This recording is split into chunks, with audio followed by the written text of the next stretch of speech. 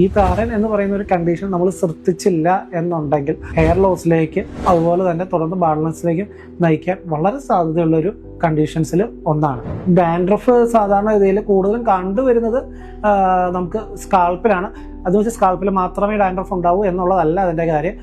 ചെസ്റ്റിലാണെങ്കിലും ബിയേർഡിലാണെങ്കിലും ഐബ്രോസിലൊക്കെ നമുക്ക് ഡാൻഡ്രഫ് വരാം. പക്ഷെ ഈ സ്കാൾപ്പിൽ വരുന്ന ഒരു ഡാൻഡ്രഫിൻ്റെ ഏറ്റവും വലിയ പ്രശ്നം എന്ന് പറയുന്നത് ഭയങ്കര ഇച്ചിങ് ആയിട്ട് ആളുകൾ പറയാറുണ്ട്. അതൊന്ന് ജസ്റ്റ് ഒന്ന് വേർത്ത് ചെയ്തെങ്കിൽ ഭയങ്കരമായിട്ട് ഇച്ച് ചെയ്യും. അങ്ങനെ ഇച്ച് ചെയ്ത് കഴിയുമ്പോൾ എന്താണ് പ്രശ്നം എന്ന് വെച്ചിട്ടുണ്ടെങ്കിൽ നമ്മൾ ആ ഒരു ആശ്വാസത്തിന് വേണ്ടി ചെയ്യുമ്പോൾ ചെറിയ ചെറിയ ട്രോമാസാണ് അവിടെ ക്രിയേറ്റ് ചെയ്യുക.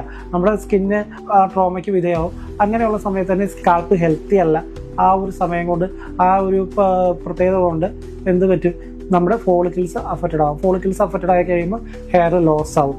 സോ ഈ താരൻ എന്ന് പറയുന്ന ഒരു കണ്ടീഷൻ നമ്മൾ ശ്രദ്ധിച്ചില്ല എന്നുണ്ടെങ്കിൽ, പ്രോപ്പറായി അതിനെ ട്രീറ്റ് ചെയ്തില്ല, അതല്ലെങ്കിൽ മാനേജ് ചെയ്തില്ല എന്നുണ്ടെങ്കിൽ ഹെയർ ലോസിലേക്ക് അതുപോലെ തന്നെ തുടർന്ന് ബാലൻസിലേക്ക് നയിക്കാൻ വളരെ സാധ്യതയുള്ളൊരു കണ്ടീഷൻസിൽ ഒന്നാണ്.